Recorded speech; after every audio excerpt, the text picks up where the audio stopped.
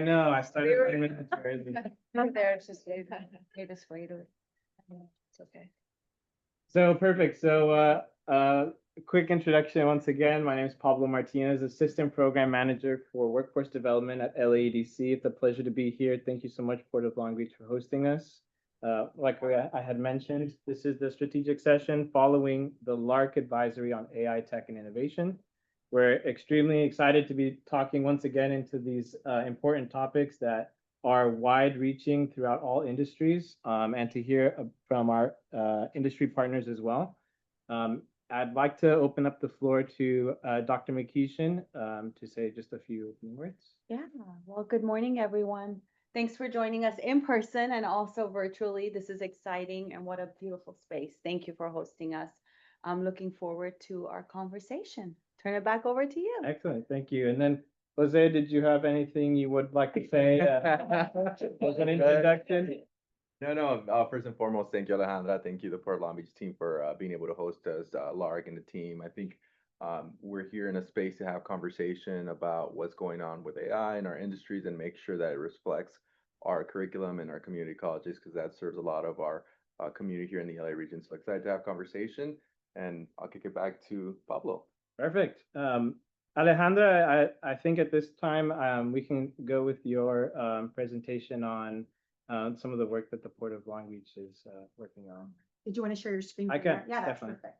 Let me pull up this. Is it this PowerPoint? Yeah, that's it. Perfect. Let me. Just get a little bit closer, make sure everyone can hear me from, we're good. Share my screen real quick. My mistake. Test of your IT skills. I know. All right, I think we are live. Yeah. I want to make sure everyone can hear me. Everyone can hear me okay? Give a thumbs up. I don't know if you can see them through the Zoom link. Yes, Okay, we got it. perfect. Awesome. Cool. Well, thank you for coming. We're so happy to host. The Port of Long Beach is really big on education and workforce development. We most recently have created our own workforce development team here under government relations. And really the reason for that is the Port has been funding all of our education and workforce out of its own pocket. And we are aware that there are a lot of grant opportunities, state, federal, philanthropic opportunities for us to be supported in a lot of the work that we do. So we are definitely focusing on building the workforce of the future, especially as new technology emerges, as we move forward to becoming a zero emission port.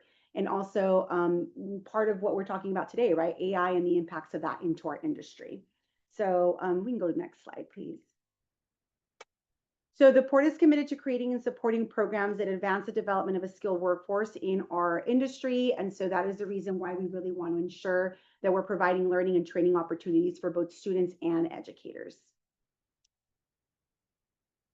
I will go through this really quickly, but some of you may be familiar with some of the major projects that we currently have. So we have our Pier B, which is our rail expansion, but we're also looking at Pier Wind, which is a floating offshore wind turbines. It's a staging and integration 400-acre terminal that we would be building here on the water. And just looking at the Pier Wind construction, we'd be looking at about 4,200 average annual jobs that would be supported during that time. And once the assembly operations begin, it would be about 1,800 average annual jobs. When we talk about the floating offshore wind, these turbines, they're actually taller than the Eiffel Tower. So they're about over 1,100 feet tall. So gives you an idea of what we're looking at. So these are some opportunities for new jobs and the impact on workforce. So very quickly, I'll talk about the importance of the port creating a pipeline, and we'll go step by step through all the stuff that we're going to be doing. So introduction into the goods movement industry, and then all the way through ongoing upskill, reskill for current incumbent workers. So the Port will be starting programs in grade school. We currently, our bread and butter right now is really our high school program. So we have 3 high school programs that we currently run. Academy of Global Logistics, which is the business sector. Nova Academy that focuses on transportation, energy, and environment. And then we have ACE Academy, which is engineering and architecture. We also partner with our college, our city college, Long Beach City College, for the Maritime Center of Excellence. That's actually MARAD certified through 2029. And we're going to go through some of these things as well. So people are asking, what are we doing with elementary school programs? So if you think about a second grader or a third grader, they know what an airport is, right? And yet here in our communities, you have students that can see the cranes from their backyard, from their school, or they go visit the beach here at Long Beach and they have no idea why those ships are out there. And so it's very important for us to do an introduction to what is a seaport. And it'll be super fun starting at kindergarten where we go into the classroom. We have the kids maybe take off their shoe and tell us, where was your shoe made? Vietnam or China? And did your mom travel to Vietnam to get those shoes? No, right? So starting that conversation and really just going back to old school. A lot of you may remember that when you were in grade school, the teacher would roll down that map that we had and use a wooden stick to point at the different parts of the world. And you'd be surprised that you go into high school now and some of the students don't understand geography and how things actually get here. And so in elementary school, we will start the introduction into why are ports so important, right? And then we can click one more. Middle school outreach is really introducing them to some of the careers that we have here and also career exploration for their high school selection. So here in the city of Long Beach, students in 8th grade have to select not only what high school they want to go into, but what industry or pathway they want to go into. So it's a school within a school. So we would be doing 7th grade Harbor Tours to really start promoting that and start getting them to think about that. We can go ahead and go to the next one here. So our first pathway that we started back in 2016 was the Academy of Global Logistics. They have ACT course outline, so they introduce them to global logistics, supply chain management. We partnered with Cal State Long Beach for a senior capstone, which has been very, very successful. And in 2024, it was Link Learning certified, silver certified. The next pathway that we launched was ACE Academy at Jordan High School, and that was established in 2021. We follow the Project Lead the Way engineering pathway, so that's the one that they have there. And then the third one that we just launched this year is Nova Academy at Pauley High School. So for those of you that may have heard of Pauley High School, that's where Snoop Dogg and Cameron Diaz attended. So very popular for that. But we just started a freshman class, and actually that number went up to 195 students. So only our freshman class started this year, and this will be focusing on transportation, energy, and the environment, really in line with what the port is trying to do in transitioning over to zero emission. So this is everything that we support. So when they say, well, what does the port really do for these pathways? We support the advisory boards, mentoring sessions. We also provide teacher externships. So we teach the teacher as it pertains to their industry. We support with the partnership of dual enrollment, advanced placement courses. And then the really big one is focusing on soft skills. So, you know, they're really essential skills. Our students being exposed to real world communication, building up networking opportunities and things like that. So the teacher externship, as I mentioned, we actually bring teachers into the port and they become the student. And we take them out to field trips, and we want to make sure that the teachers are seeing field trips through a student's lens, right? Are we keeping them engaged during the field trip? Are they actually learning from them? So these should be work-based learning opportunities where students are taking something away and it's not just like a free day for them. I actually had one teacher tell me like, oh, we have 2 speakers back to back. This is a long session. And I said, yeah, and we did that because we want you to think about the fact that you guys now have block session for students, right? Students are having to sit for an extended amount of time in your classroom. How are you keeping them engaged during that time? And I think it was like a wake-up call for them as well. We run a summer high school internship program that has been super, super successful and competitive. We hire 30 high school juniors and seniors for a paid internship where they are here for 4 days a week. So the program runs Monday through Thursday. Monday through Wednesday, they're with their mentors. And on Thursdays, they are with the program facilitator. That's where we do career exploration and professional development. So the field trips happen on Thursdays, and we also do a lot of the professional development. So interviewing and all of that goes on Thursdays. Scholarships. So in 2025, we provided $350,000 in scholarships. The board has now approved $400,000 for 2026. So we're super appreciative of our Board of Harbor Commission and our executives for that. One thing to note, and as you are all servicing, you know, or working and partnering with other agencies, Several years ago, we actually switched our scholarships for part-time students to also qualify and trade students to also qualify. And the reason for that is in the past, and a lot of you may see that scholarships require students to be a full-time enrolled student. The students that most need the money are those that have to work while going to college. And so it makes sense for students that are going to school part-time and working to also qualify for these scholarships. Students that are pursuing maybe a trade, like we know that as we transition for the AI and all that, a lot of electrical work is going to be needed. So plumbing, electrical, welding, all of that stuff, these individuals should also qualify for scholarships.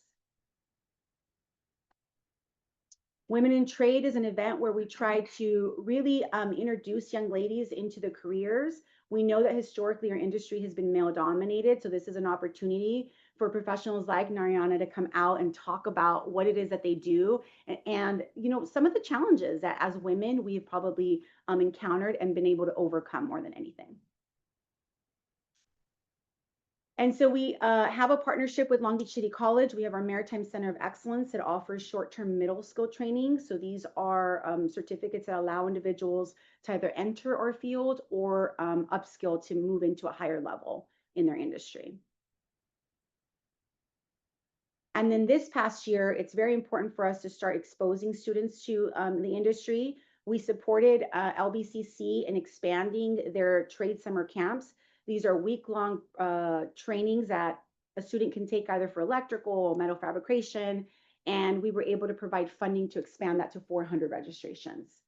We also launched a pilot program this year in partnership with Long Beach City College, IBW, the Electrical Union, and Harbor Freight Tools for Schools. This BrightPath program was an earn and learn model where 25 high school seniors, so rising seniors, were paid to complete 4 college courses and 2 certifications. The really big win for that is that IBW recognized this as a pre-apprenticeship program and added this to their application. So as these students are applying to get into the apprenticeship program with IBW, our BrightPath program is on there as a one of 2 programs that they consider to be meeting the pre-apprenticeship requirements for the students to get in. 100% graduation rate, by the way, which is great. And then we are currently working with the Port of Los Angeles to build the Goods Movement Workforce Training Facility. This was funded through the California Workforce Development Board. The state provided $110 million. It's a 20-acre campus that's expected to open in 2030. It is to upskill and reskill current longshoremen and also warehouse and transportation industry. And the future, we are going to be looking at grant opportunities to partner with, so I mentioned this because we'd love to partner with organizations that are looking to provide training opportunities. And so our future really is in looking at pre-apprenticeship, apprenticeship opportunities, and also on-the-job training and internship opportunities. So if any of you are interested or thinking about grants that your industry is going to apply for, we'd love to look at possibly partnering.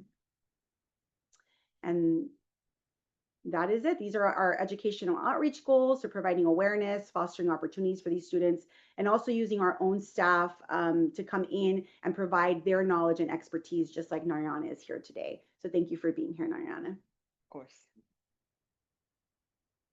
Right. We do have a career navigator. I know I have some in person. There is a virtual link that I can send out and you guys can all share to everybody so they can see the step-by-step guide as to what we're doing. So if anybody else would like to take one of the career navigators here, there's a pull out here that'll showcase all of the step-by-step all the way from pre-K through post-secondary. So thank you all for having me here. Thank you so much. Thank you, Alejandro. Very informative and excellent to hear. Also, for those who are online, feel free to use the chat during these presentations. If you have any questions, we can answer them during the discussion. But now we'll move into the recap on the AI Tech and Innovation Advisory. Let me go ahead and share my screen and then I'll walk you through a short presentation here.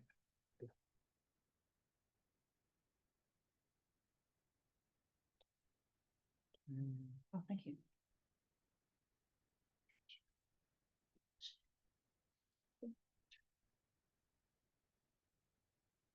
gonna excuse myself. We have a staff retreat, but I want to make sure I was here before I took off. Thank you so much, Alejandra. Please reach out if you have any questions. Thank you.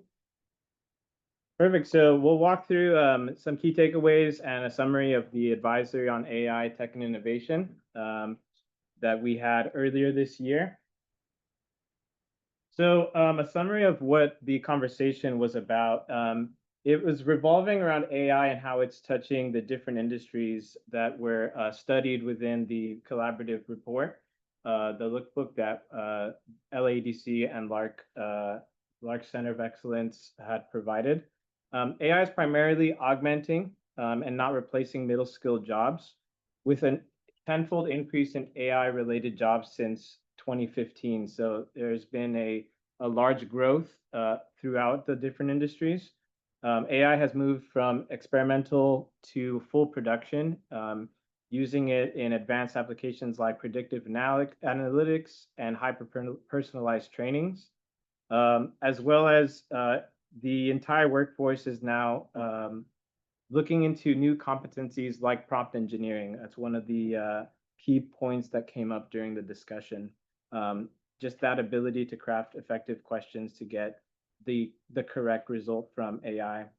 But also within that conversation, fundamental and foundational human skills were paramount, including critical thinking, ethical judgment, and also change management that's needed to adopt such a disruptive technology. And then that there's also a critical need for educational institutions to develop formal AI policies to address safety, privacy, and academic integrity. And we'll go into that a little bit, but just as a summary of what was discussed in the advisory. So some of the growth areas that were touched on: AI is no longer a tool for just the tech sector. It's embedded in manufacturing. It's also embedded in healthcare, logistics, and the various creative fields as well. So this includes, it can include forecasting, import and export, as well as within higher education for student recruitment, enrollment forecasting, and identifying at-risk students to enable proactive support. So it's being used for a variety of different cases.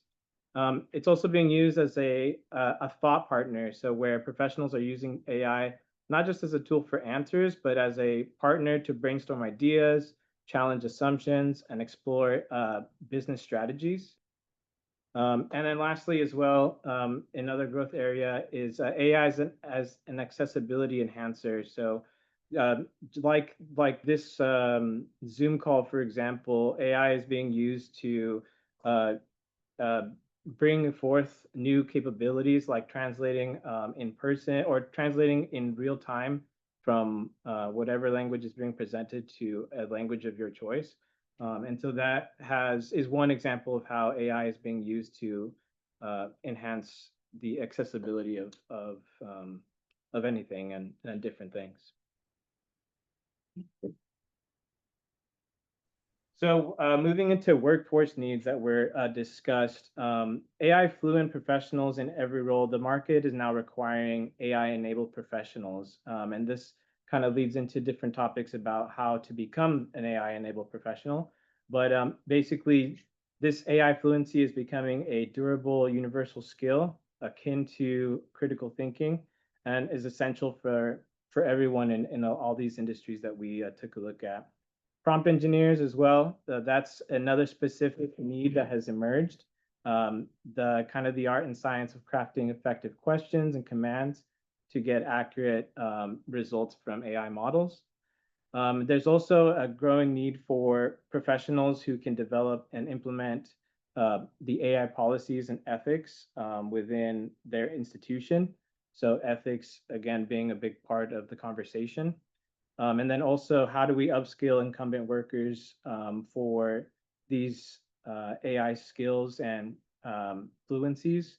Not only just like one large, lengthy upskilling, but over time, creating bite-sized, regular snippets of learning was a conversation, a topic of conversation.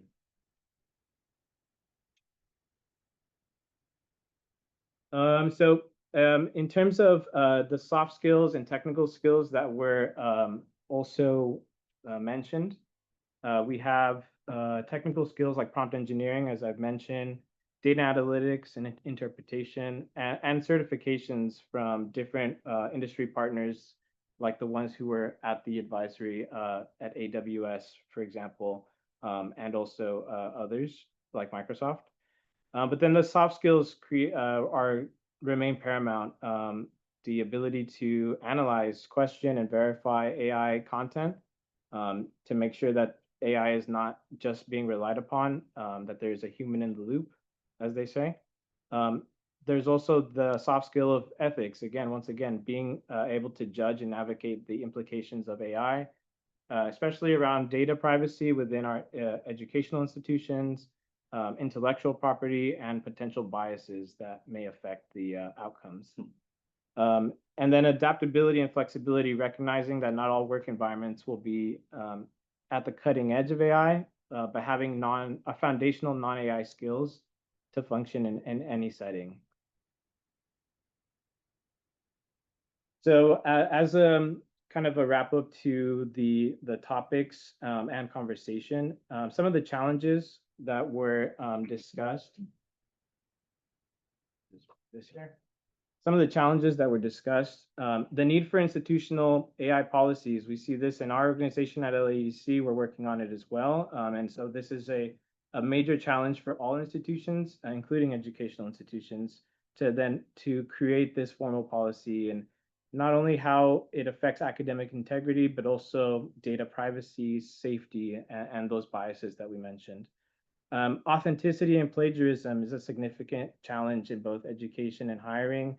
We've also heard this from our partners in the entertainment industry as well. How do we use AI to complete assignments, right? But without creating this wave of generic, indistinguishable work that is difficult to evaluate for genuine understanding or skill.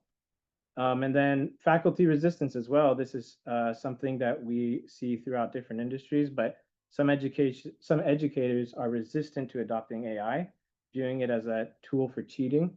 And this was a topic that came up during our conversation. But then overcoming this requires institutional support, professional development, and empathy for the fact that integrating AI requires significant work and is disruptive by nature.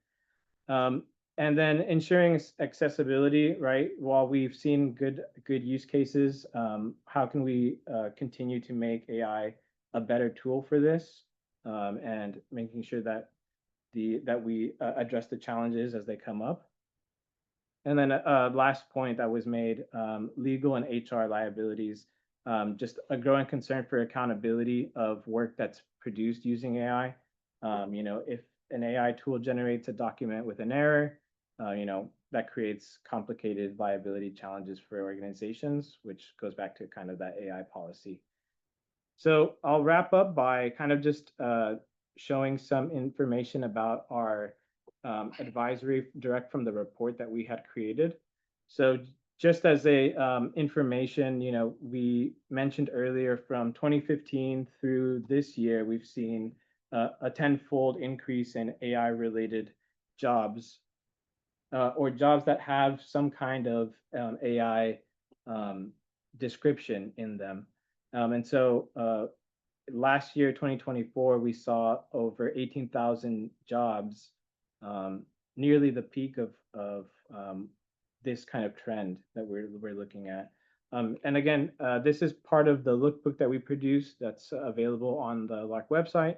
That goes into completely a further level of depth. I just wanted to kind of bring this back up to the forefront here.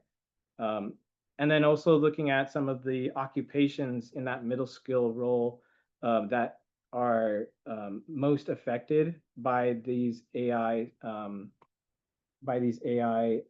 skills: computer network architects, network and computer system administrators, among other occupations in other industries like life, physical, and social science technicians as well. So it's across the industry, and then these are, you can see that 16% and growing. We expect this to continue to rise. And then a perspective also from some of the programs that are at our colleges. So these are programs that are currently under development according to our latest report. And so we have, applied in artificial intelligence as a certificate. We have AI professional as an associates. We have supply chain management that also uses AI within its curriculum as a certificate. And so these are some of the ones that are under development, that are being produced throughout the system, of community colleges. And then these are also some of the specific courses that are available to right now, with more on the way, of course, with those certificates and programs being developed. And again, this covers a large portion of AI in general, but we can expect to see this number or these courses grow over time as well. That's a lot of Microsoft. Mhm. Pretty much everything up there versus Google. So that's where we'll end here on the call to action. So we're thinking about this conversation. How do we prioritize ethical implementation? How do we champion the human element of this, right? The human in the loop and those human skills. And also, how do we promote an AI augmentation approach where we're adding, a tool rather than replacing, the need for thinking. And that's what we'll end the recap. So I know we have some industry folk in the room with us. I'd love to hear some perspective from Nayariana and also from educators as well. And I can turn the floor over to you. Oh, okay. Thank you. For those who I haven't met, I'm Yariana Michael. Hello, people. Here at the Port of Long Beach. I'm the Chief Information Officer at the Port of Long Beach. But just to give you a little bit of background, I worked in the private sector. I was a management consultant. I worked in Nissan, Toyota, American Express, Allergan. So I have a very wide industry, Molina Healthcare. But I just had a retreat for our directors and above this week, and I also had one in April. And I put a little questionnaire. I said, when do people think AI started? So I said the 1920s to the 30s, the 40s to the 50s, 60s, 70s, da, da, da.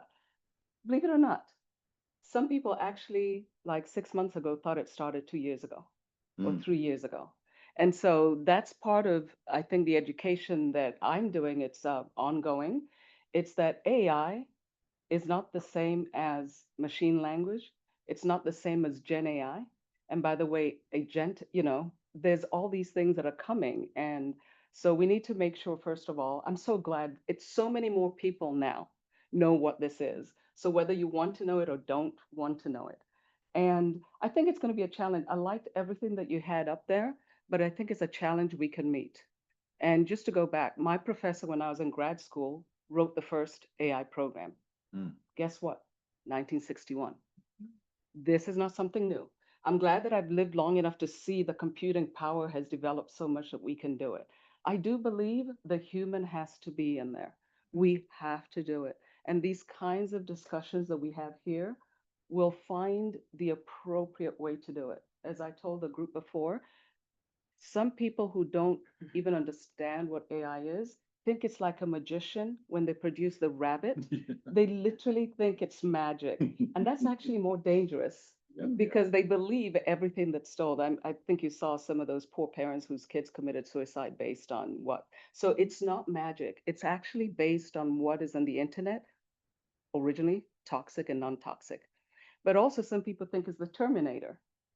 So somewhere in between, I think, especially in the education sector, you have a chance to actually produce a more ethical and informed students, faculty, and then when they go out into the world in our workforce. So thank you for having me here today. Thank you. Thank you. Rena? Your background is awesome. Yeah. Similar. Dr. Rena Waldinger. I'm a biomedical engineer. Worked a lot in the healthcare industry with a doctorate in education. I teach it over 30 colleges, faculty. I teach AI to faculty. I also I'm right now teaching 4 classes in AI at the college level. in the computer science department, but also this little thing I was in the summer in Vegas teaching advanced manufacturing and woodworking, and I realized this huge need in small business that has no resources to learn AI. It really opened my eyes, and they paid a lot of money in addition to their workshop to come learn AI, and I was shocked. And it's a whole sector I didn't even realize was missing. They didn't have access to training. So, anyways, I've been in. I got into this also early as an engineer, but also working as a chief academic officer for a large AR/VR company that went all AI. And so when it came to the public, I realized, oh, this is going to change everything. So we have this box that everybody can type in, and so it's rapidly, faster than I could imagine, changed. And we have everybody from I teach also at summer camps, middle school and high school, but all the way up to age in the 80s that are trying to learn this.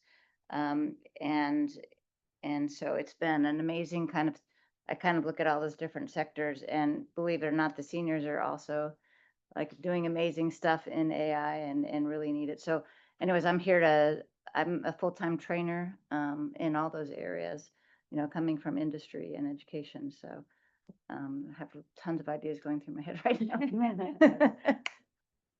Perfect. Well, thank you. And then I also see Tekla, I see you on Zoom as well. Would you like to come off Zoom and introduce yourself to everyone?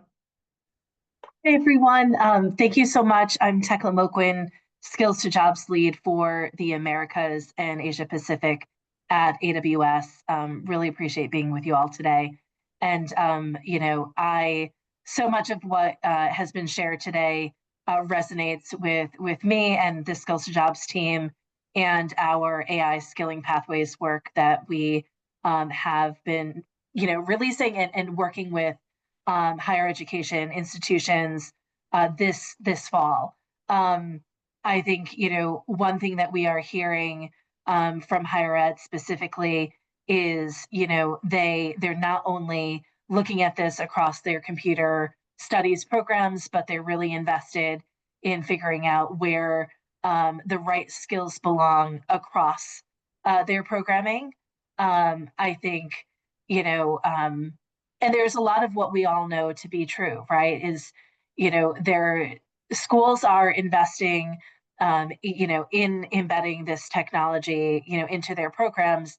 However, the technology is moving so quickly, and so it's figuring out, okay, how do we implement these changes while also keeping them nimble and flexible so that students are learning in real time skills required for the job. I also, we're hearing from faculty about how, years ago, right, we were all using Encyclopedia Britannica and other physical means for research.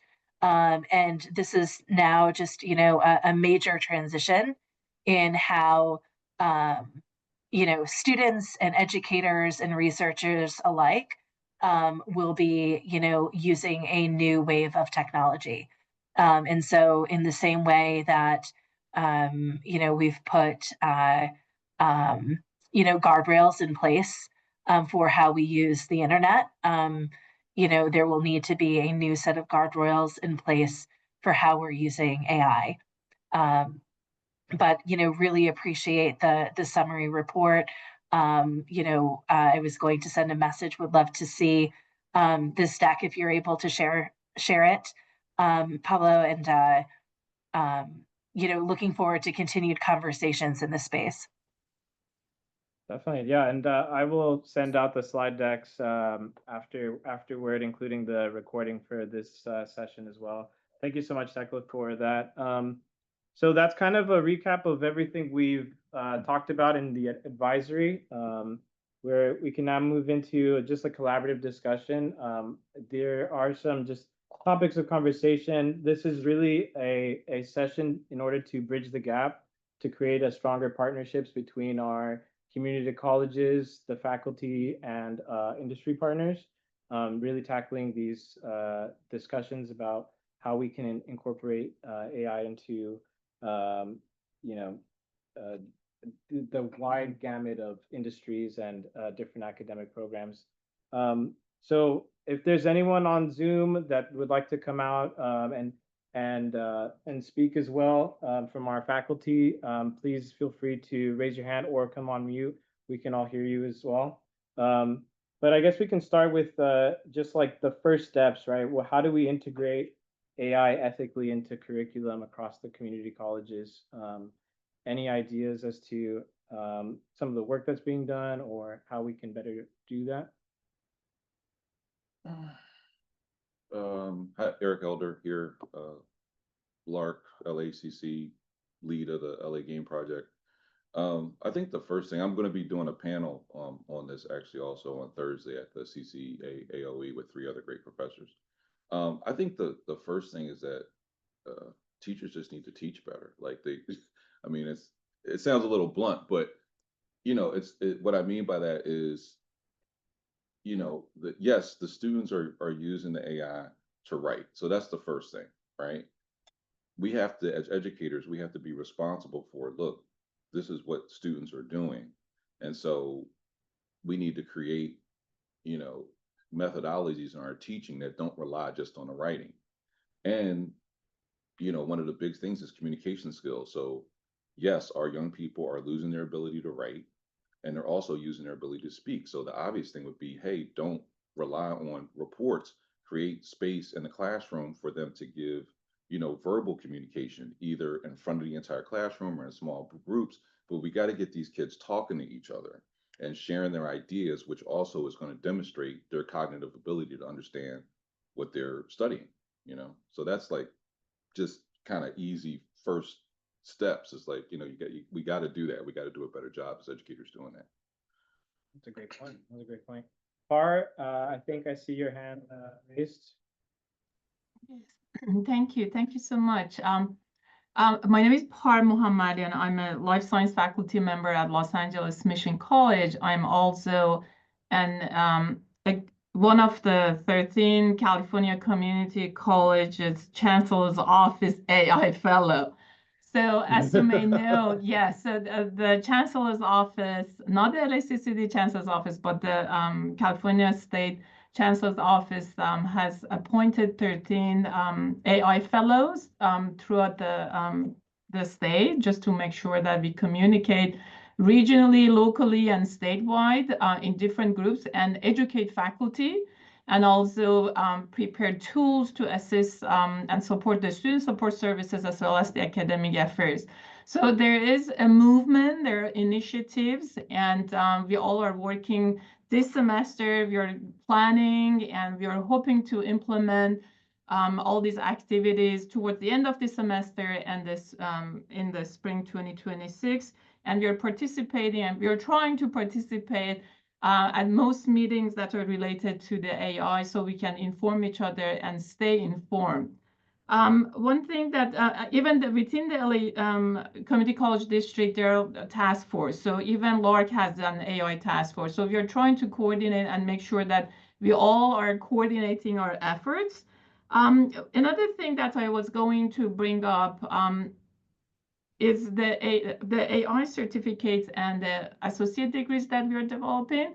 I'm hoping that we are articulating with UCs and CSUs, because they have also formed undergraduate programs, and we want to make sure that our students who graduate with a certificate and an AA degree or AS degree can transfer into UCs and CSUs. So that's something that we need to keep in mind. And the last thing I wanted to talk about is that these certificates, as we all know, AI is running. So we have to run after AI and make sure that the faculty so the fact that we can't catch it anymore. We're so behind, so that the faculty and even student support services staff, they're constantly educated. So there must be enough resources to make sure that the faculty and staff can put some time aside, because when we have a full-time load, there's really no time for us to focus on anything else. I know that people always blame faculty not doing this, doing that, but put yourself in the shoes of a full-time faculty with all the grading and everything else. Not that they don't want to do it, they can't do it. So the issue is we need to put some stipends aside for the faculty and staff to make sure that they are educated and so that they can guide and educate their own students. So I'm hoping we can do that. Thank you so much. Thank you. Thank you for that. That's very important topics that you bring up as well. Geeta, I see you have your hand raised as well. Yes, and I thank you, Par, for creating a perfect entree for me to talk about our project. So my name is Geeta Runkle. I'm Dean of Career Education at Long Beach City College. And we recently very thankfully received a Round 10 Strong Workforce Regional Grant for AI Literacy and Innovation.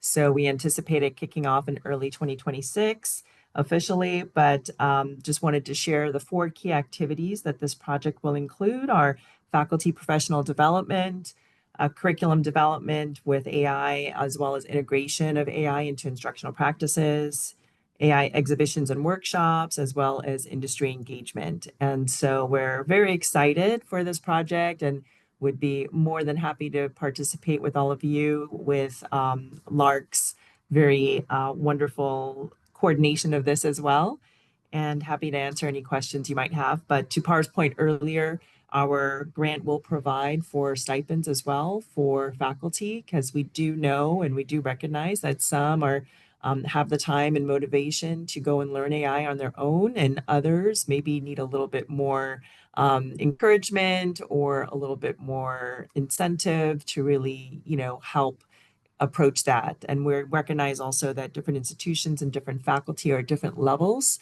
of AI fluency and literacy. And so we're trying to be as flexible as possible to meeting the region where they are, regional colleges and faculty where they are with AI fluency. Oh, brilliant. It's awesome. Excellent to hear that there's yes. So I have a question. We have an attendee says on behalf of Vincent Calip. Is that a note taker or what is that? Look in the middle. Yeah. Yes, I'm a note taker for Vincent Calip. Sorry. Okay, you're a human. Okay. Yes, I am. Sorry about that. Seriously, I do need to check that. And one of the things that we've been doing is that there's the good of AI, but there's so many companies that are, like you said, you're trying to find AI. There's so many companies that are coming up with a lot of different technologies, and AI note taker is one. I feel like there's 100 new ones every time. Many of these, if you see a note taker, I'm sure there's some in here, make sure that for us, we're setting an approved list. Some of the AI note takers out there are actually just bad actors trying to, in technology, say harvest your credentials. They're trying to have you enter your username and your password. And some of you all are still using the same password for everything. So that means they get into whatever. But it actually really is. And one of the AI note takers, for example, here's a session. The reason I did that, we've taught everybody, I put a guidance. When we're doing business meetings, some note takers will take your voice, they'll take your visual, and will go, and you don't know where that goes. So when you talk about intellectual property, you want people to be able to speak freely. There's an example, and I'll leave it at that. AI note taker is just one example. Like, let's say there's a note taker A, right? Went to Susan used note taker A in a particular meeting to take, okay, so that's done. Close that up, but A went into her calendar and looked at the next meeting. And so there's a meeting where Susan did not attend. And let's say Bob, and Bob's like, who is that? And it's like, oh, I'm here on behalf of Susan. Susan had no idea.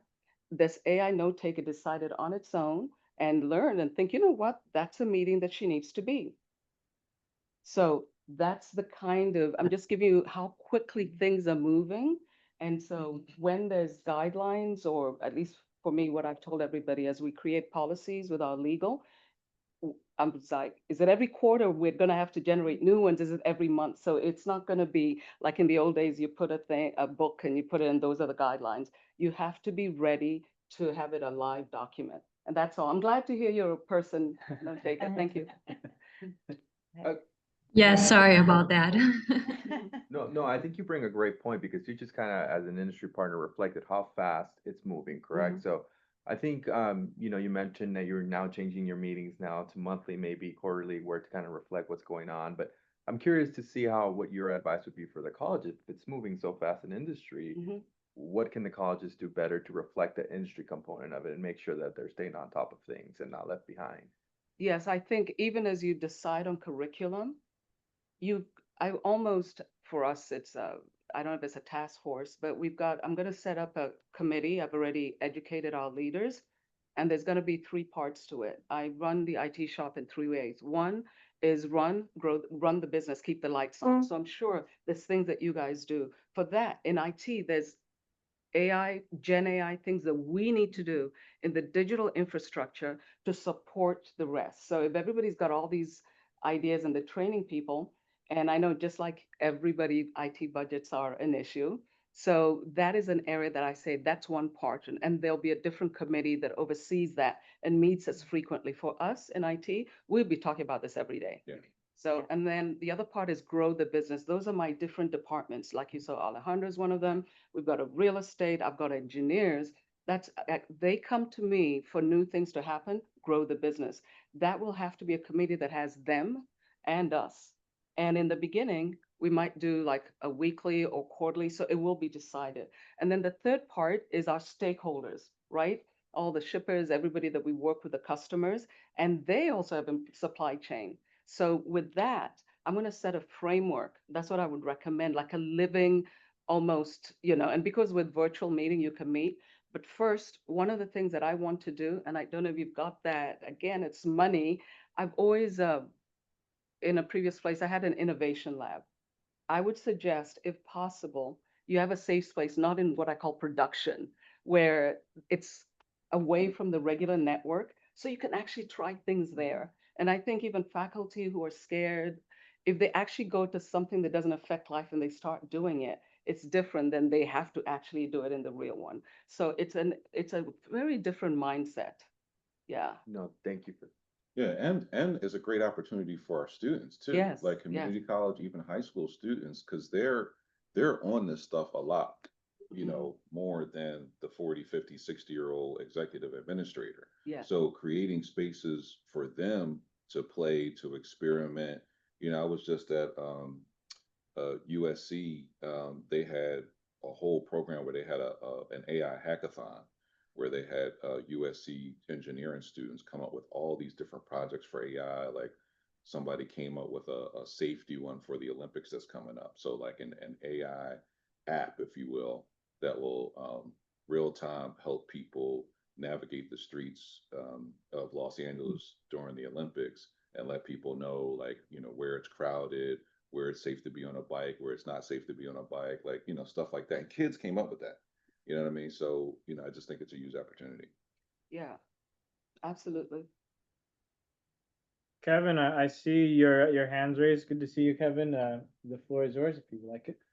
Yes, I wanted to say that tomorrow I've been invited to the board of the AI Reels Initiative for the California Community Colleges. And I have a two-part, one's a question, one is a statement. I'll start with the question first. If there's one thing that I could take away from this meeting and bring to this meeting tomorrow, several AI fellows are leading this initiative to provide more coverage for not only AI, digital media, but anything and everything that can create some career pathway opportunities for the community colleges. Is there one thing that you guys would like to have me take with me to this meeting tomorrow for the AI Reels initiative? And if you don't know anything about it, I'd be more than happy to put something in the chat about it. That's the first part. So any response to that? Anything that I can take with me tomorrow? Okay.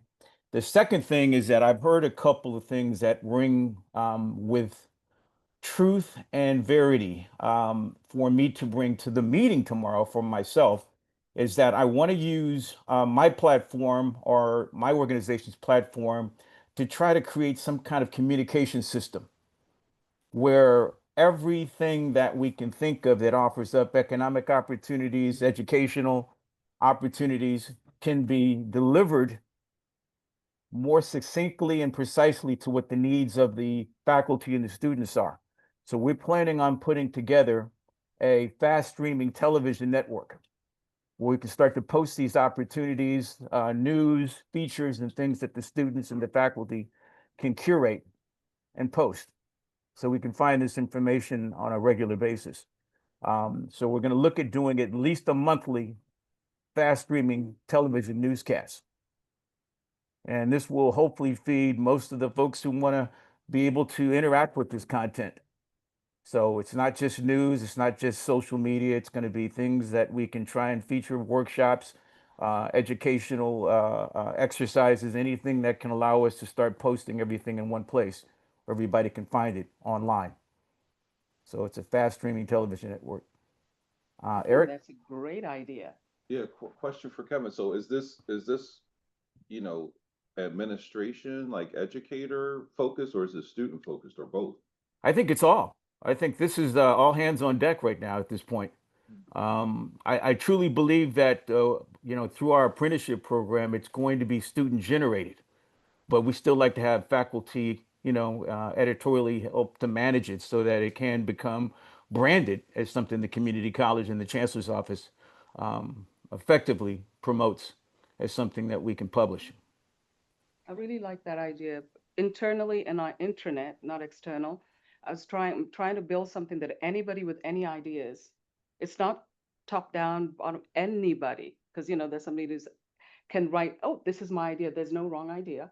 It doesn't mean it will be implemented, and what is and get that. So I really like that idea. The other thing I wanted to mention to what you said earlier, I'm in the workplaces, like you said, my son is a digital native. They never knew a world that there isn't in college. So in some of our workplaces, I think the younger students can be a reverse mentor. And maybe that's a way, like the people who've been around a while can teach about all the other skills and how to speak, how to whatever. And they just literally, they will take any technology and just start playing with it. And so if you have partnerships and that type of thing, it could be highlighted. So I just wanted to mention that it's not always a us versus them. Some of the young people really open up when they think that people are open to them, and then you will be able to also teach them how to use it ethically. They just have to be empowered. Yeah, that's a great point. And is everybody familiar with Discord? Yeah. Yeah. Yeah, I mean, that's, you know, Discord servers. I mean, that's where young people's attention are anyway. They're very familiar with Discord as a platform. So Right. having something that, you know, maybe something branded that's integrated with Discord and a YouTube channel, it seems like the way where you can hit the most people. Okay. Kevin, I have a question about that. The fast streaming service, where would it be hosted? Is it YouTube that you would have it on, or what platform would Well, that on all social media platforms, obviously YouTube would be the one that would allow us to deliver not only live but curated content, but it could be on all platforms. All platforms, and you know, for the fast streaming component, I put a kind of a composite of what something could look like that could be branded for the community colleges in the chat. But this is a front end that was done completely using an AI generative tool. So just speaking to it and just through my imagination, I created this this front end. That's how so simple this is becoming.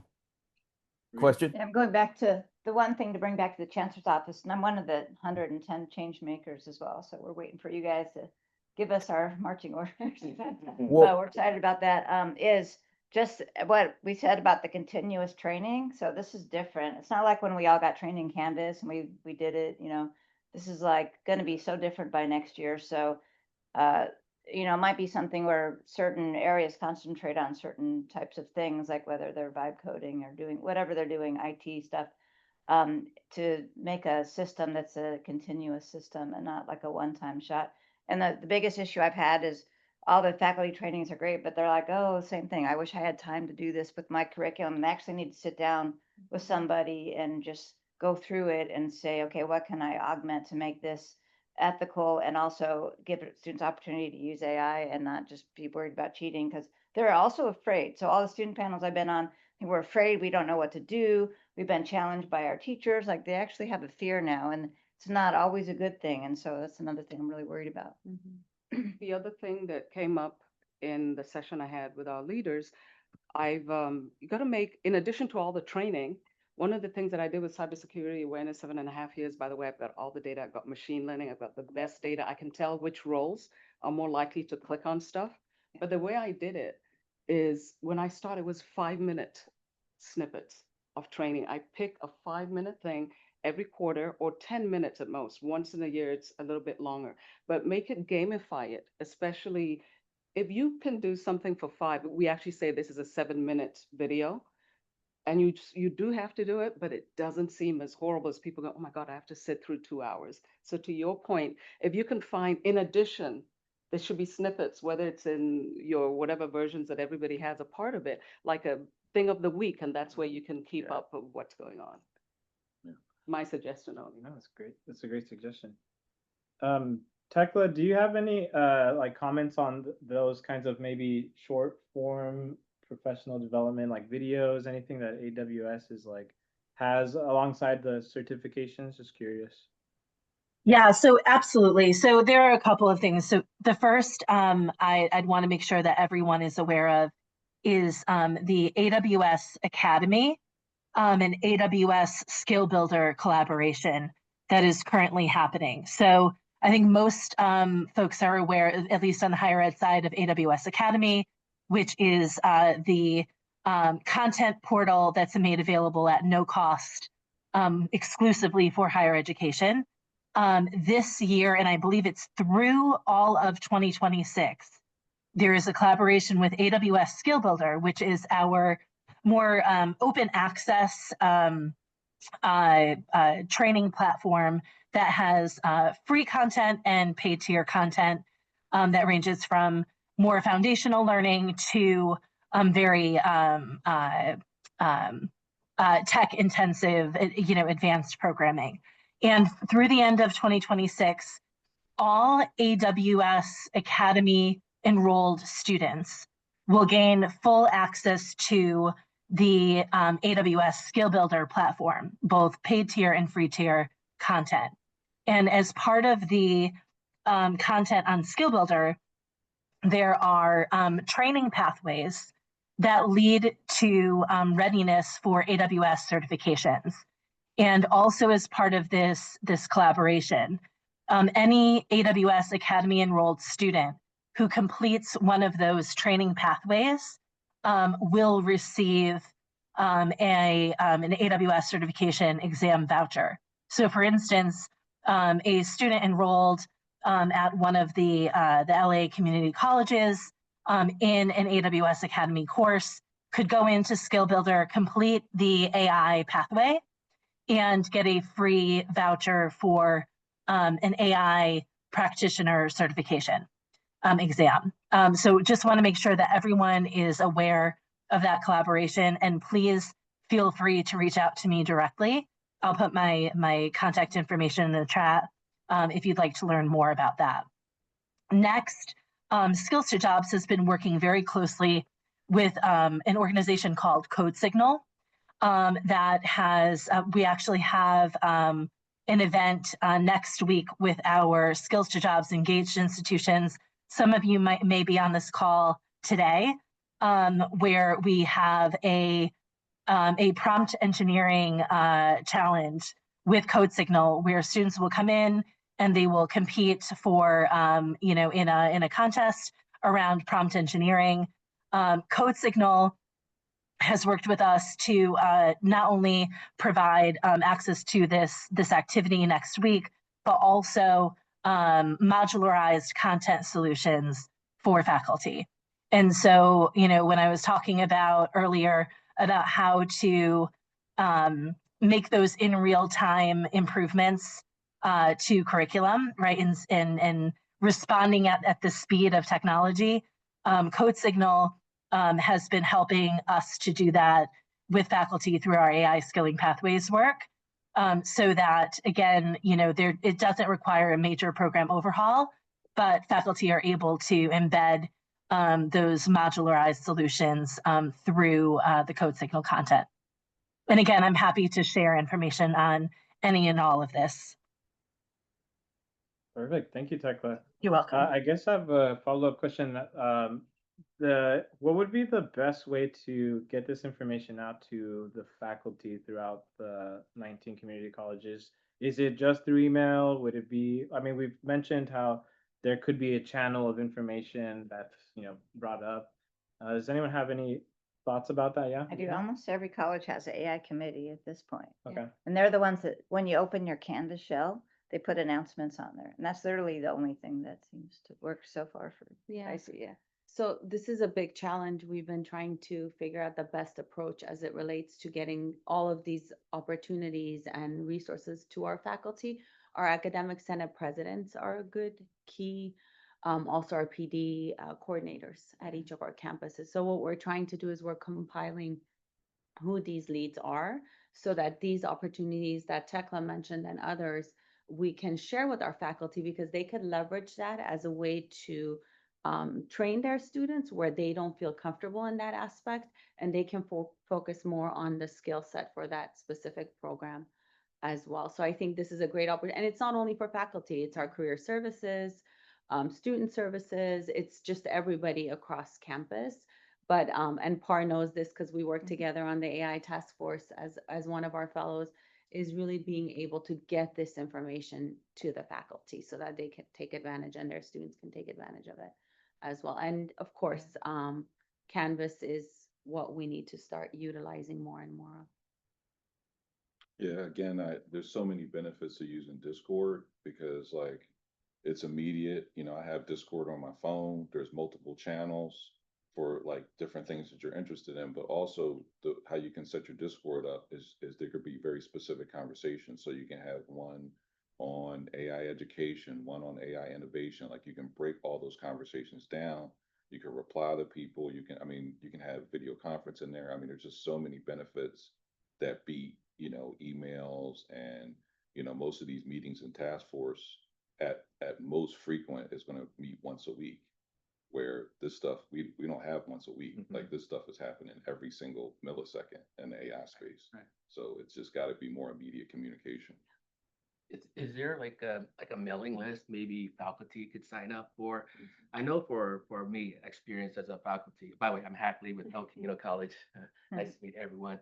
Is I found out from other faculty like, oh, okay, a colleague from SMC. Hey, did you hear about this event? They have some great free resources. And like, oh, okay, they send me the link. And that's how I found out the event. And actually, that's how I found out about the National Applied AI Consortium, which is they're kind of doing what you guys are doing, but on a national level. It's a consortium of community colleges who have the first certificate degrees, first bachelor AI degree in the country. And so it's led by Houston Community College, Miami-Dade College, and Maricopa, and they have amazing resources. And actually, they told me about what Tekla was talking about, and we're participating in that, the Scaling Pathways as well. And they have a mailing list, right, that you can sign up.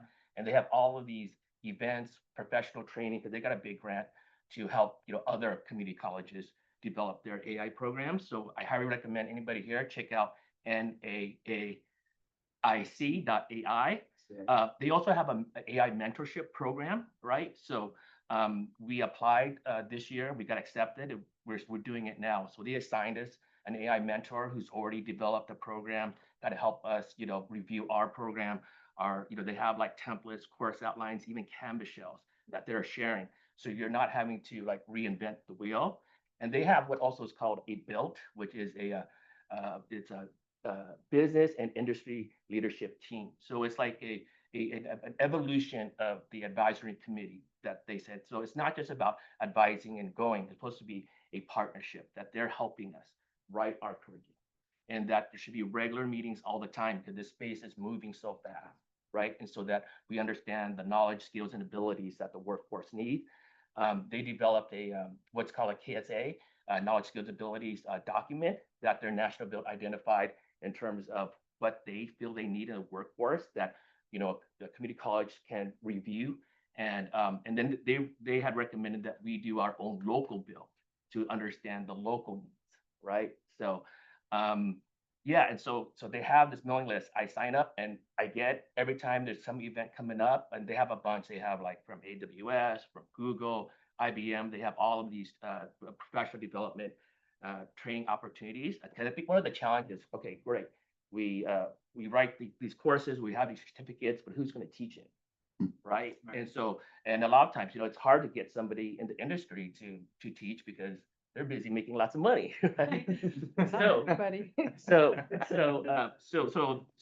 their whole thing is we gotta, train the faculty, right? And so they have all of these training opportunities. Oh, it's fantastic. It's fantastic to share.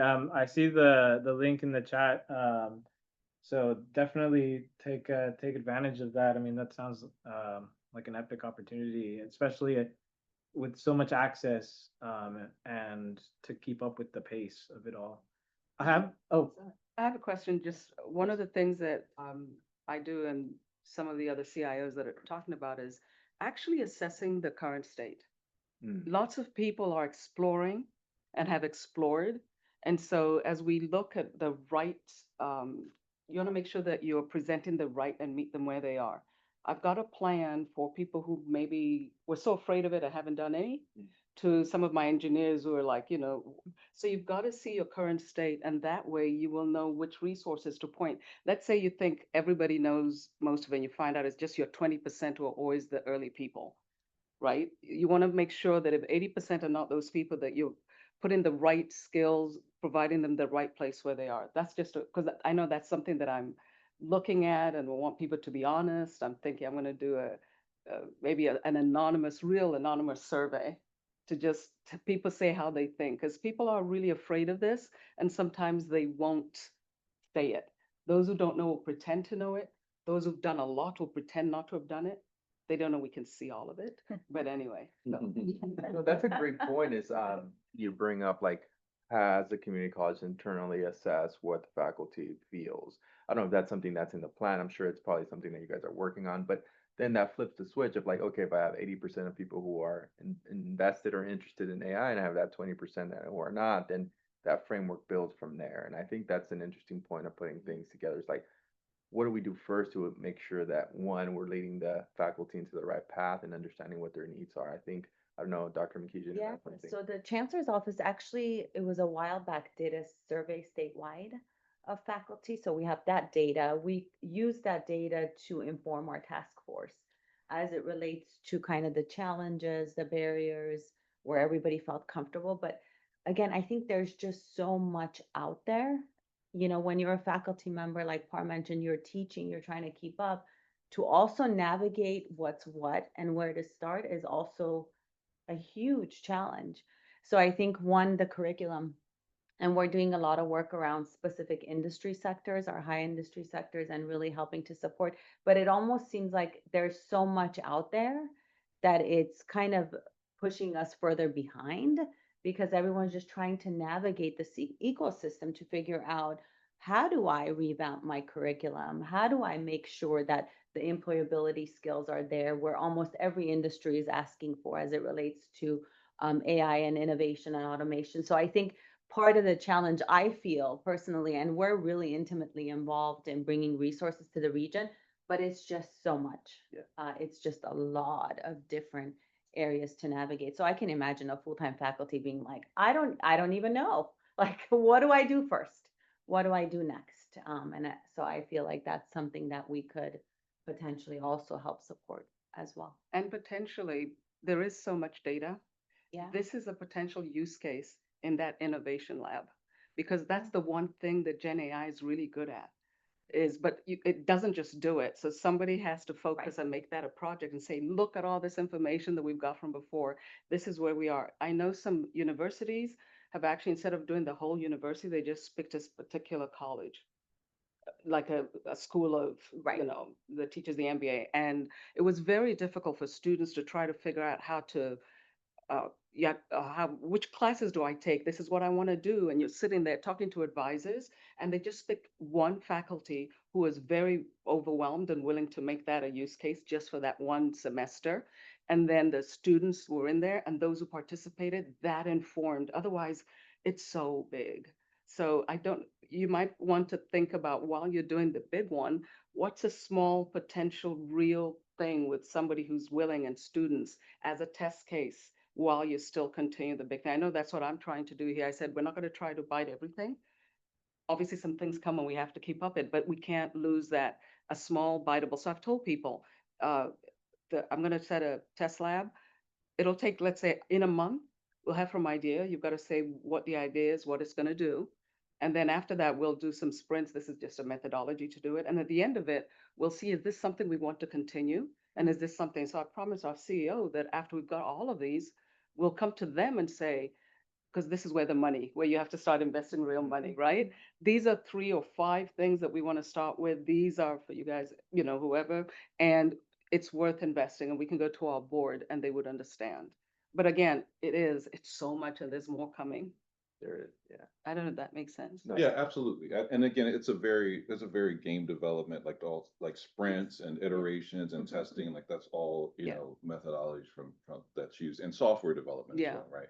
So like, you know, AI can help you with this, right? So yes, it is overwhelming. There's just so much information that's out there, but you can actually use AI through prompting to say, hey, like if your AI is trained, like my AI is trained very well to know, you know, what I've been working on, what I'm interested in. And I could just go in there and say, hey, out of all the information that's coming out right now, what are some bite-sized chunks? What are some articles? What are some videos?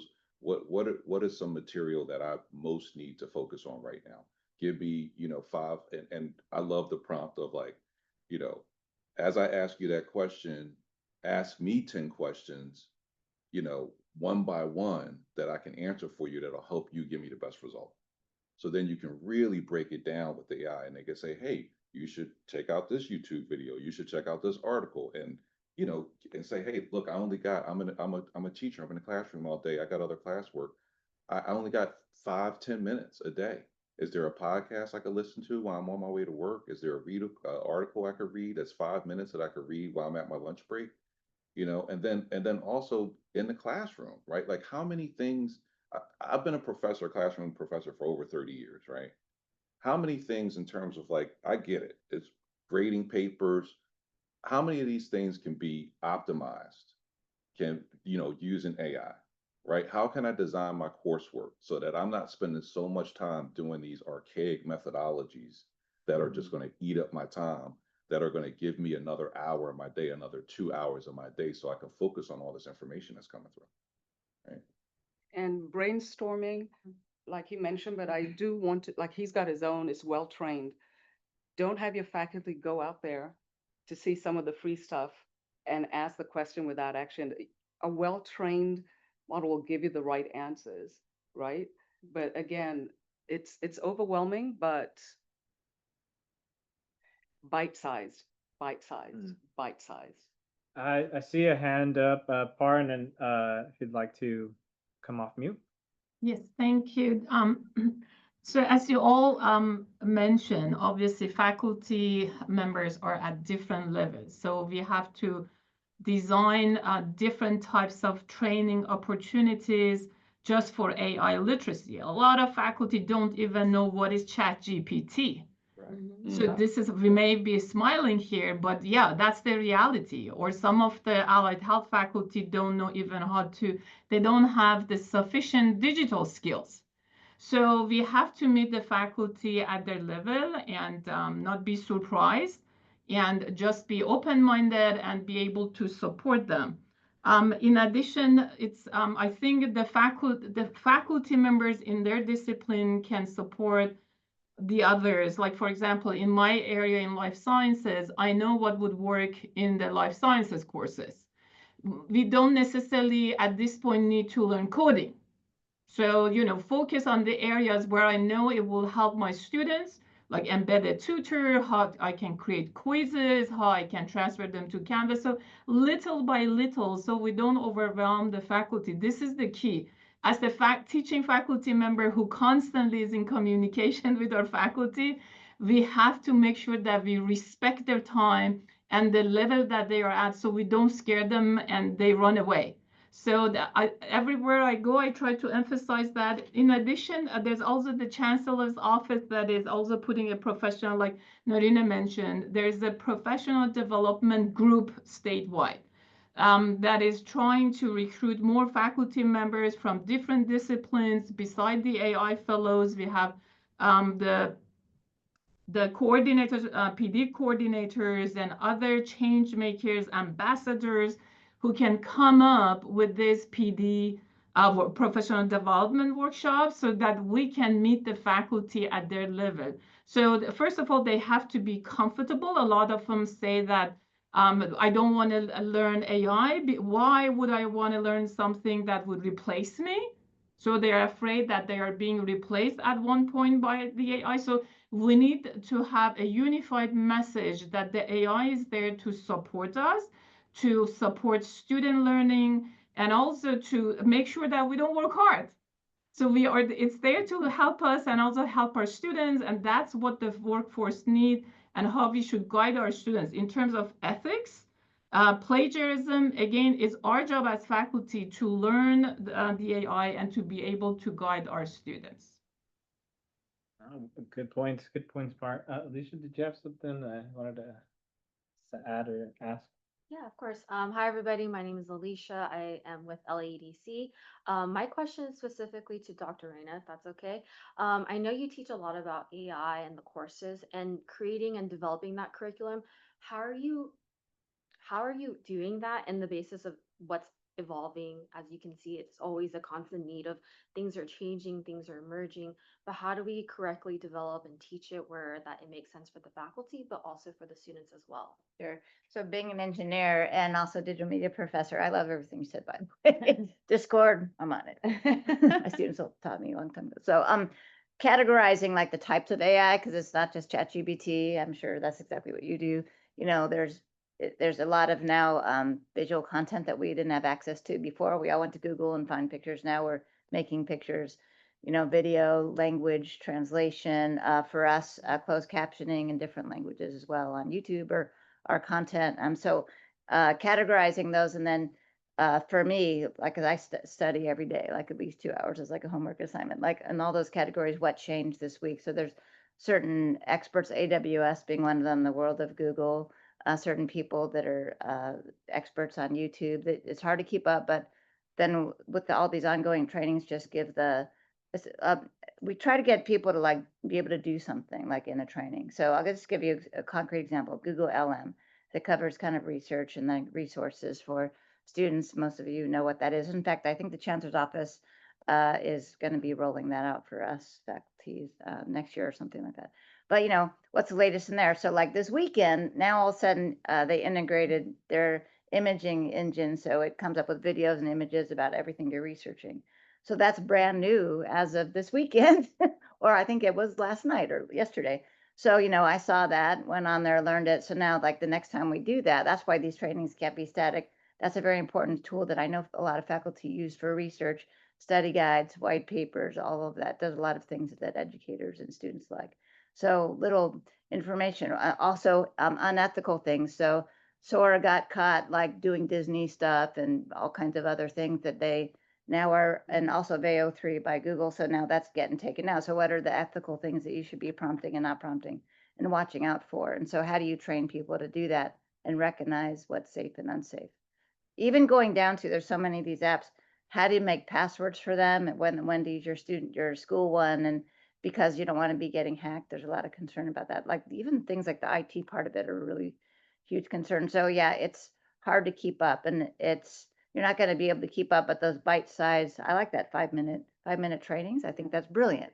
It has to Yeah, be. yeah. So Well, thank you for Yeah, sharing. you're And welcome. I think a point that you also made was like, how do we responsibly use AI and to really build those guardrails that make sense for different folks? Do you have any insight or like any tips of like how do we accurately make sure that we build responsible AI policies? That's the one thing that I said, you're gonna have to keep it up. This is a philosophical, by the way, I just want to address something, and the people afraid it's gonna lose their jobs. I've been for a long time, over 30 years, really with it. It will change the nature of work. It will. it did. And if we don't properly address that, you've got people who have not listened to anything you're saying. And so, but we can get ahead of it and actually try to understand it. One thing I also want to mention is that this is being led by the marketing of the biggest AI companies. Mhm. That's what making the ethical things so difficult. Yes. Like you saw, like they were using Disney stuff.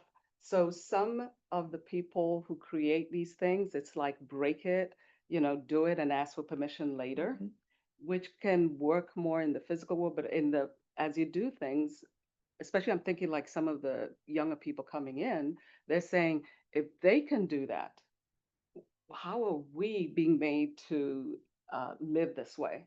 And my answer is for us, the organization that we're in, it's really important that within these walls and what we do, that this is the way we're going to ethically do it. I also get ideas from people as to how they do it. Like plagiarism is clear, but then the companies push out whatever AI tool you use, some of them, even you saw Microsoft that pushes out a lot of things because it's a race. They're all trying to be the biggest. So some of it will be number one.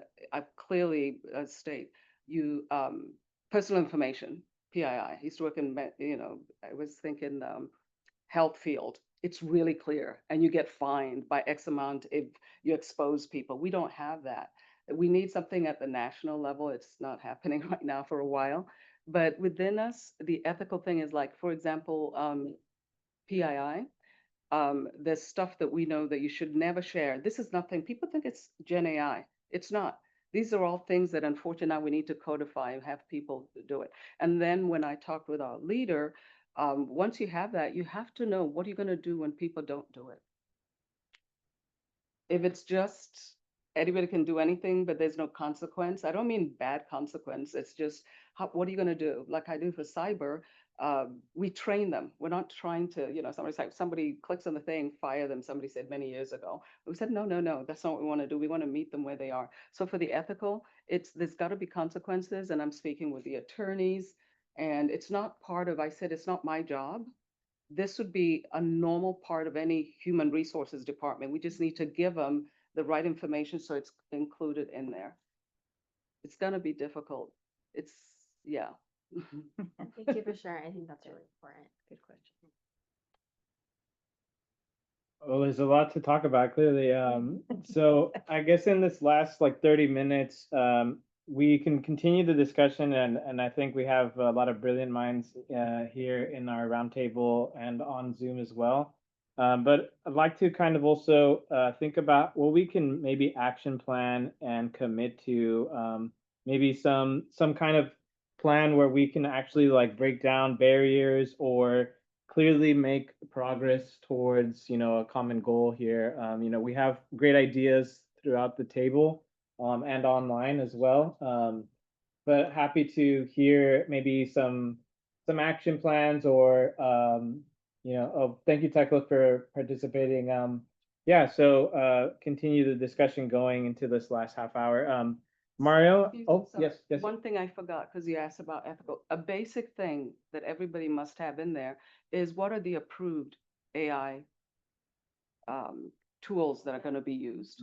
It's got to be the basic. You've got to, because it's like I told you about that AI note takers. It's actually a real threat to everything, and there will be more created. So the first thing is these are the approved tools, and then have an avenue for people who have other ideas. So have a way that you can get, because you've got to keep up. But it's not like the Wild West, everybody. And if something, you get X amount of people and they justify it, you add it to the approved tool or any other idea. But if you've got to know what are the approved tools and how to get new tools in there and how to remove others. Yeah. And that's it. No, that's perfect. That's starting with an approved list, right? Starting with. And I think that goes approved back tools. to our survey, Right. right? Like if we could survey our region and our 19 colleges and see how faculty and staff feel first about it. We did the survey with the chancellor's office a while back, but also to ask about the tools and what do they utilize daily, personally, professionally, and with their students.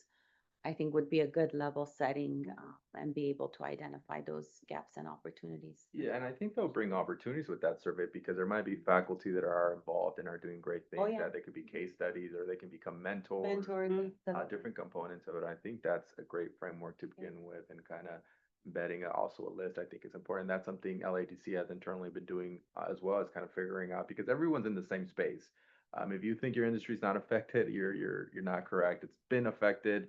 It's changed the way industry looks at your resume, and some components of industries have changed more drastically than others that are more automated. But it's going to continue to change, and it's changing very rapidly. So again, I think this conversation is very important. It's because we need to kind of get to it immediately and figure out how we collaborate together as a region, because we don't want to be left behind, especially with such a large economy in our backyard. Definitely. Mario, you have your hand raised. You're free to come off mute. Good morning. My name is Mario Perez, and LARC AI Task Force, LACCDA Task Force, and also on faculty for LA Valley College. Probably some of the action items that we can get is maybe form a regional AI literacy program. Again, we need to start at the basics. We don't need to jump all the way to the top of everything. We need to start with the basics. We need to start educating our communities based on what is AI. And that's what we need to start. And one of the proposed, and also part of the cybersecurity task force for the state of California. And we're also working on developing a common curriculum, converging AI into cybersecurity. Because again, we keep talking about AI, but we're forgetting about we need to secure those AI systems.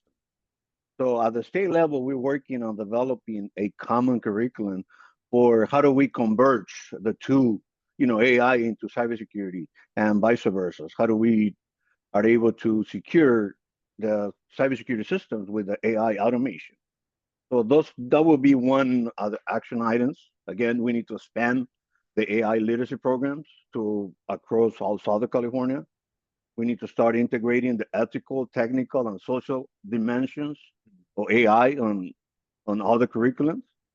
But most importantly, we need to start forming alliances between all the different industry partners, all the college district. Because remember, currently everyone is trying to do their own thing. Yeah. We need to come together and let's do it as one. Again, all this is going to be addressing all the equity gaps. And again, we're going to be providing access to AI and every single career pathway, because AI and cybersecurity is going to be touching every single sector. No, great point. Great point, Mario. I want to add to Thank that. you. It's really a really great point. In April, when I taught everybody, it was what is it? What is AI? That's why I went 1920s, 30s, whatever, and I gave my example, my professor. And then what isn't it? And then what is machine learning? And what is Gen AI? So I gave some lovely stories, and then I tied that in, because and then I said, okay, here's the boring stuff. This is how you define, but they tied that story to it. I use Go. If you guys know Go, it's like three-dimensional chess played mostly in China and South Korea. And, against Watson, there was a real, and it won. And the person who was the champion of the world, people were so shocked. It beat him faster and faster. And he didn't go away and go, oh no, he actually went back and he's like, the machine learned in 1 minute, could take 1 million moves. And he was fascinated by that. So he went back and took the defeat that he had from AI, and the game was elevated. So what is it? What isn't it? I talked about the benefits and the risks. Yeah. I like that basic part. And then with cyber, I do need to add one thing, just because for the IT folks out there, it really is the network. Cybersecurity just protects the network. So if the network is not built and the digital infrastructure isn't there, your cyber people are not going to be able to really protect it as well. They work together. But people, if you underinvest in whatever networks that you have so you can lay these applications on top of them, your future will be set before you even know it, because you haven't quite prepared for it. So in the background, make sure that you're making sure your digital infrastructure is prepared. Great point. Great point. Kind of going back on to some of the points, and I will let you speak just momentarily, but going back to some of the points that Mario had brought up, I'd like to invite everyone to take a look again at the lookbook that we provided for the advisory. It has a very in-depth analysis on the middle skill jobs throughout the different priority sectors. So just to be better informed about how it will this technology will affect each of the different workforce pathways, because it like we've mentioned earlier, each one of the pathways will look different in how AI will be integrated. So just want to invite everyone to take a look at that again, because I think it was a really great report. Par, I see your hand is raised. Thank you. Just quickly, definitely agree with AI literacy, generative AI for faculty, staff, and institution-wise. Another thing that is important, obviously, as faculty members, we need to know what is it that the industry requires us to know. So besides the basic skills, we also need to know what are the AI tools that are being used in specific sectors. Like, for example, in biotech, how about in engineering? So it would be nice to have a survey to the industry partners, to different sectors, to find out what is it that we need to learn specifically beyond the literacy. Thank you.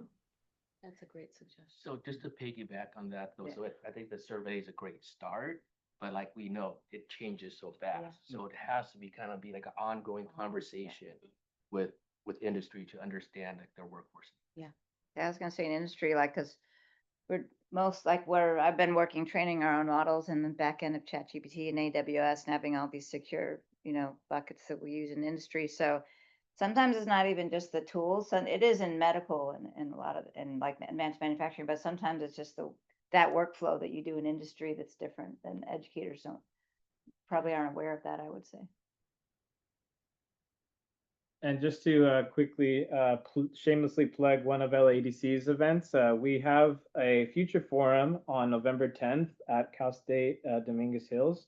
It is a future forum and discussion based on AI in the healthcare industry. So alongside these conversations about how AI will affect different industries, especially within healthcare and the privacy of data being so paramount.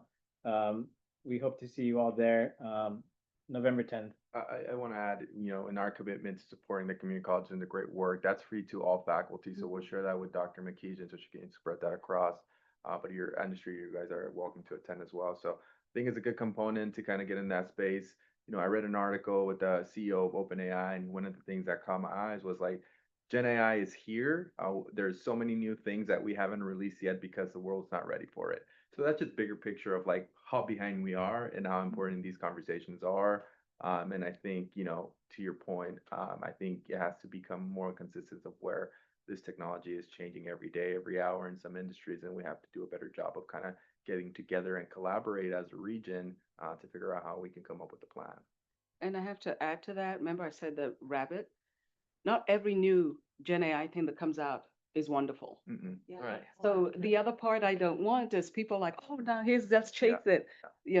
Because of the nature of what you do, you might have to be just a little behind, but you don't want to be too behind because some of the things die down and there's just so many resources. So if you waste the resource on something that was just, they're fighting for market share and they're trying to just get that out there. Eventually it'll settle, but not every new Gen AI thing is necessarily the right for you. And that's why knowing your industry, knowing what's happening might help you say, oh yeah, this is one we need to jump on.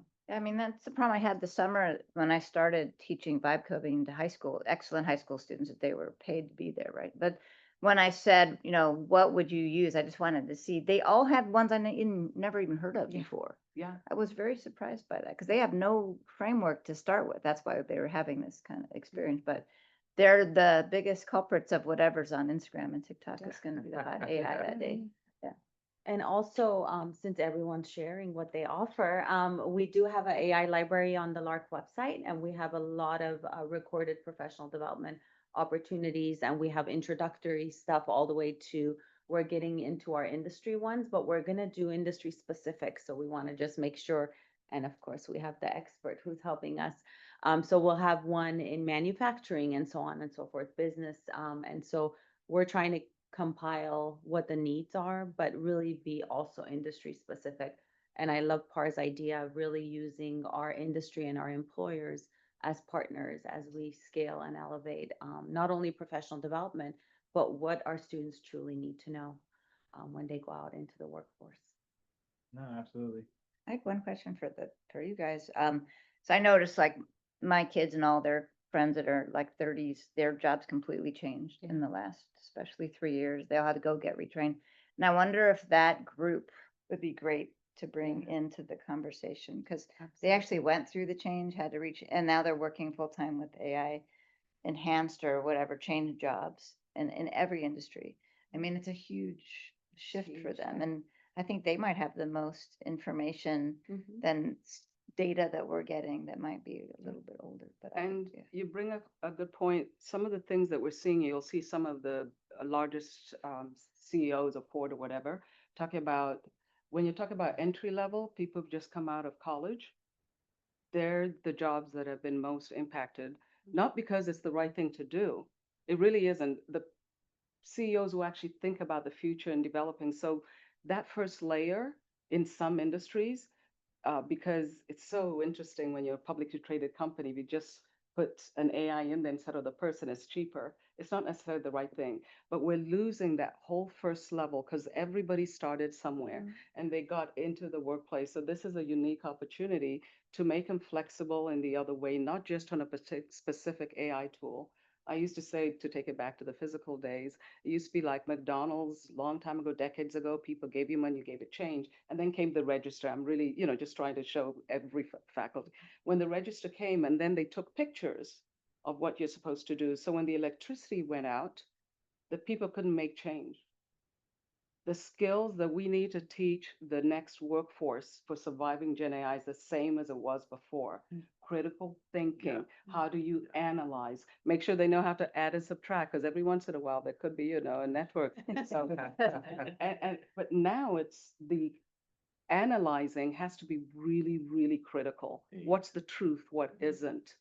When the internet first came, people talk about media literacy, but they kind of fumbled that. It's the same here. People keep thinking, of course, you do need a certificate in some of the areas, but that will be replaced soon. That's what we really need to think of. How can people think critically? How do they, when the things that you used to do, I had one of my directors was talking about it. She learned by repetition. This a reason that, you see, I write, even though I'm a technology, I'm never going to look at this again, but it gets into my brain.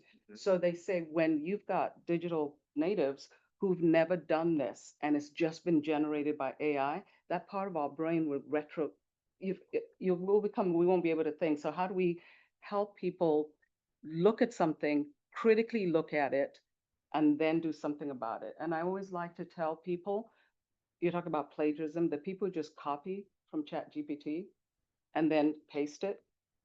If you don't actually think about and read it, those are the jobs, those are the people that will be replaced because you're not adding anything. So I say, everybody look at what you've got, analyze it, do something with it, and then do it. You will never be able, you won't be replaced. But if you're just copying and pasting and the people who cheat, pretty soon it will be like, well, what's that person doing that job? Let's just, have it here. But no, that's a great point. It's a great point. That's the over-reliance I hear from the students that are worried about their friends. Like, what do I eat for breakfast and what should I wear? And like, which way should I get to school? And then like, what class should I skip? Like it goes all day long and they're like telling their friends. And so that's why there's some students who won't use AI because and then there's some in the middle that are trying to help this group that are super reliant over and they don't have the guidance on when they should be using it and when they shouldn't. But there's tons of people doing that. It's middle school and before that actually this starts, and now it's bad because those are the ones that have no critical thinking, right? If you're just not thinking about making any decisions for yourself, that's the danger. maybe eventually there should be a class that when not to, like really introduction, not even that. It's like, how do you use tools appropriately? When would it not be, or something? So at least people have, because some have not had any kind of, nobody's talked to them about it at all. Yeah, that's why having the students talk is like Yeah. very revealing. That's a great Stuff point. I had no idea. It's a great point Yeah. because a lot of those students, they're not in this conversation right now, where they could be providing a perspective that is vastly different based on how they went through school, how they got prepared to be in the workforce.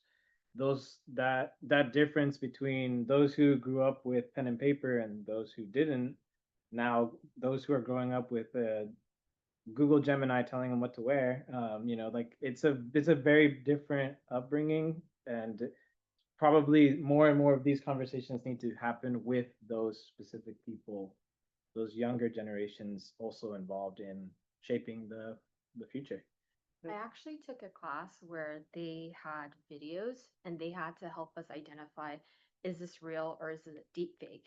And majority of the class couldn't tell. Yeah. And I think that was really important to understand how the effects of AI is working and how we need to really critically think for ourselves, like, hey, is this what we're seeing on social media? Is this an adequate depiction of like what's happening? Yeah. How do I identify and know that that's fake and this is real? Because right now it's really hard to convey, especially for like young students and young learners to see that they're gonna be like, oh yeah, that's real. This is what's happening when that's not accurate at all. So I think that's important to have. Is there an opportunity? Because I think, you know, the problem here arises at the younger generation before they get to the community colleges for that dual enrollment component that LARC does a good job of maybe creating that basic, hey, this is what you should use it for, what you shouldn't use it for, like those basic skills that we're catching them before they get to the community college. I don't know if that's something that's been thought about or, you know, something that's in the works or, you know, just throwing that out as an idea of conversation.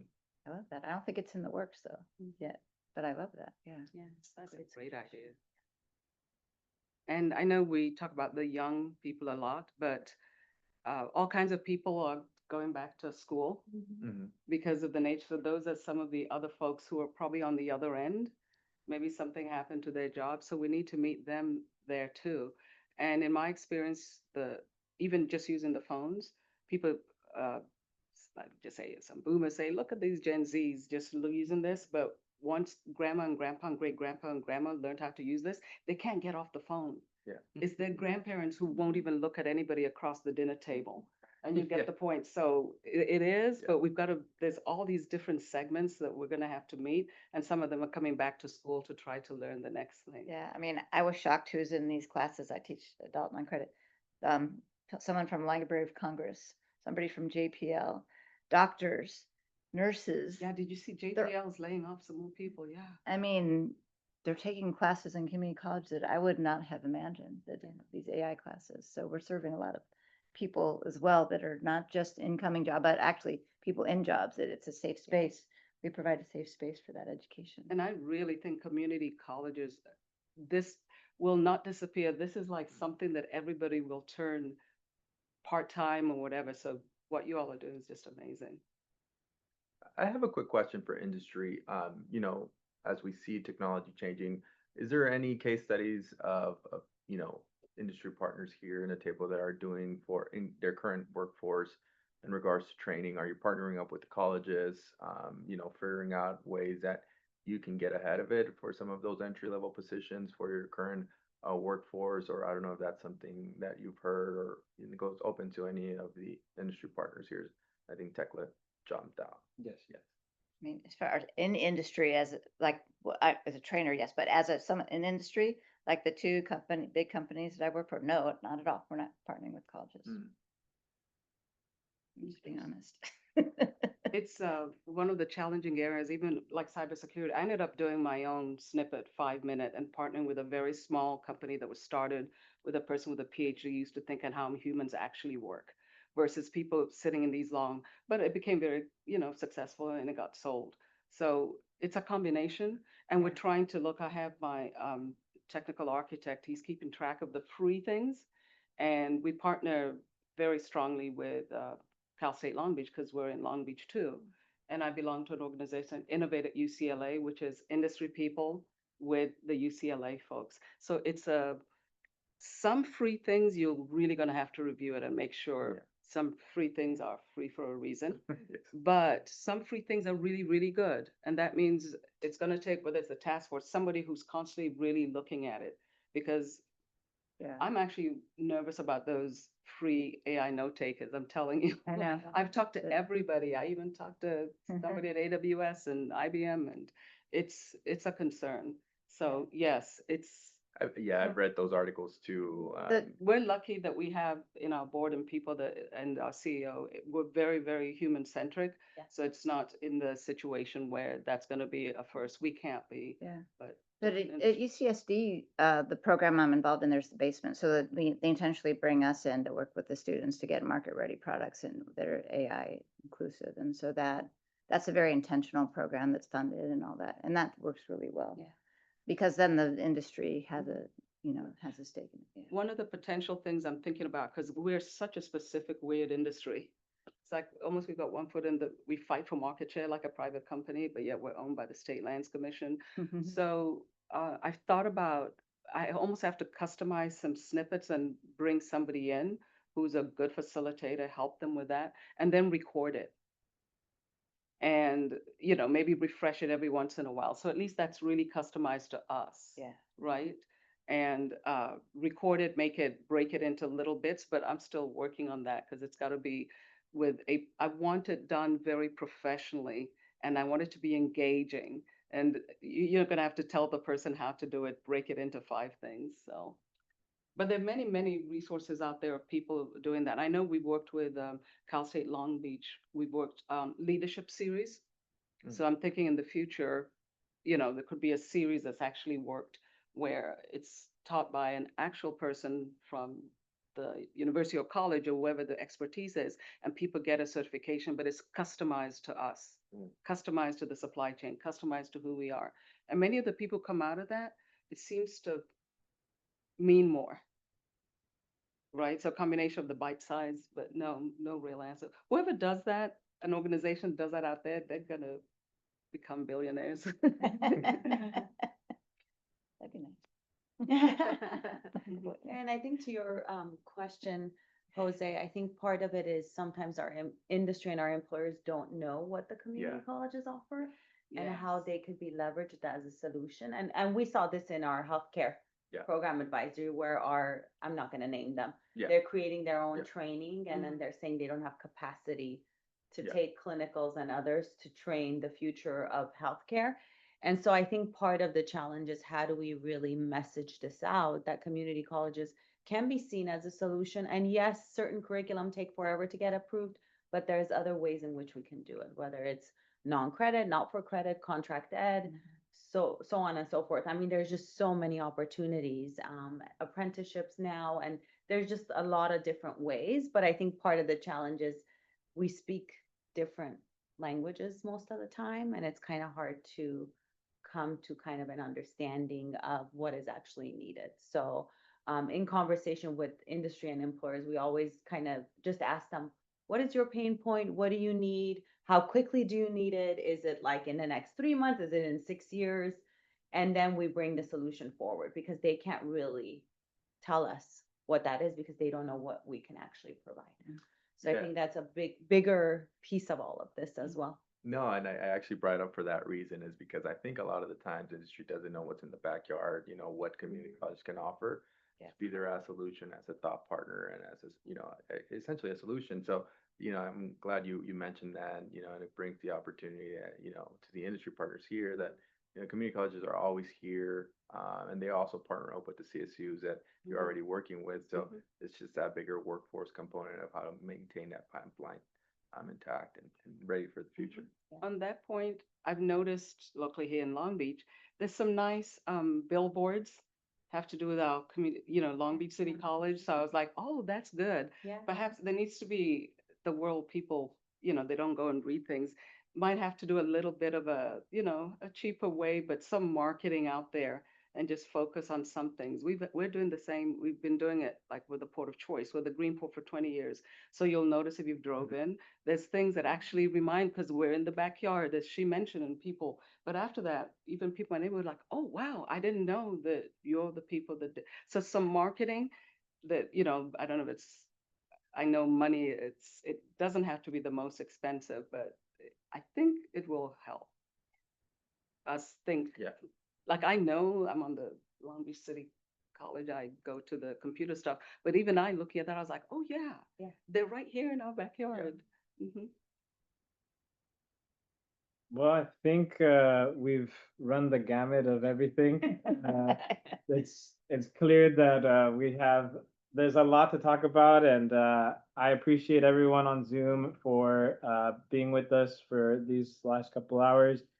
We appreciate your participation, and we thank you for being engaged. I will send out all of the information, including the recordings, to everyone. Narayana? Yes, I want to end this on a good note. I forgot. You're talking about ethical stuff. praise the people who are being ethical, give them recognition, do that. You'll be surprised. I do things and give people a useless pen. They will fight for it like it's gold. When it comes to the ethical practices, really do something to bring attention to the people who are actually being procreated. Thank you. No, yeah, it's a great Excellent. point. I love Positive it. reinforcement is goes a long way. So yeah, on that note, thank you so much, and we will be in communications soon. Thank Bye, you. everyone. Bye, Thank you. everyone.